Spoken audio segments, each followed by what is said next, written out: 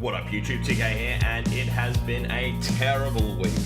I blew up the scooter, the Mazda is occasionally running on 3 cylinders, and I broke the Volvo.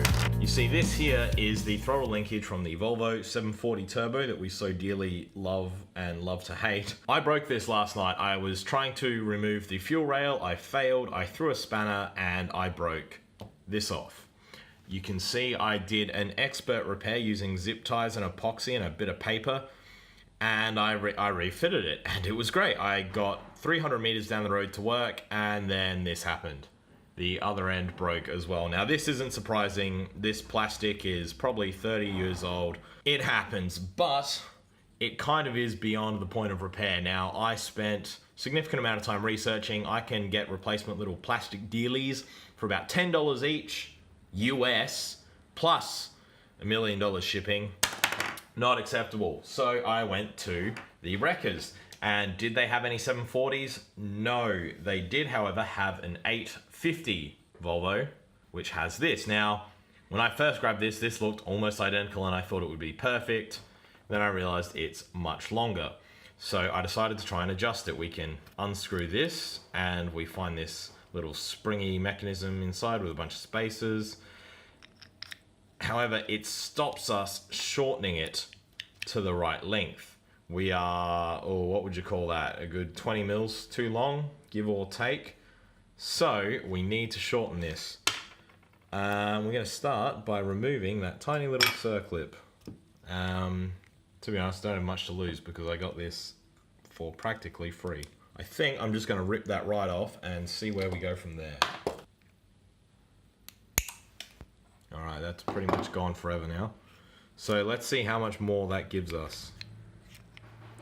I don't think it gives us much.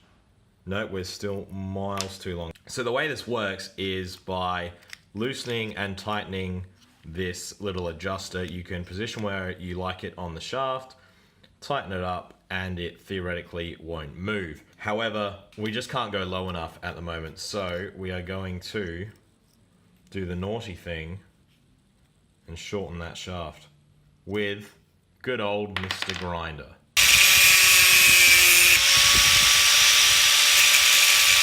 Okay, so we've done a cut and shut job on this shaft, and we can see now that it is easy to match the length. We can get it just about bang on, or dead nuts on, as the Australians say. Now, there is a trick. You must reassemble with the plastic screw device. You must then assemble the washers in the correct order. You have this fancy star washer, which goes on first, and then all the regular ones afterwards. That slips on, and then you slide the main device, and you may tighten at will. And the device will then grip the shaft. Tighten it up with the pliers. Don't need to go too tight because it's plastic.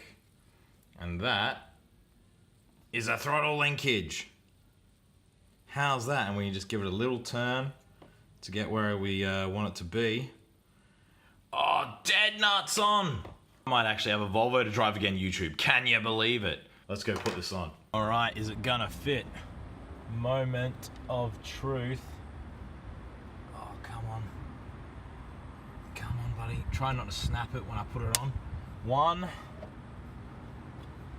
2. Oh, it's on. We can see that's on there, nice and proper. Let's start her up. Here we go.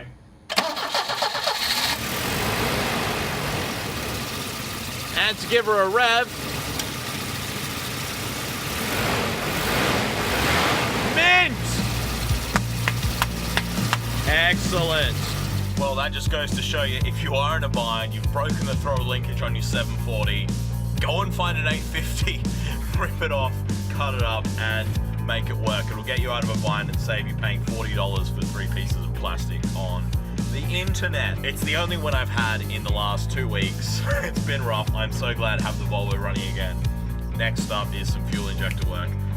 Till next time, TK out.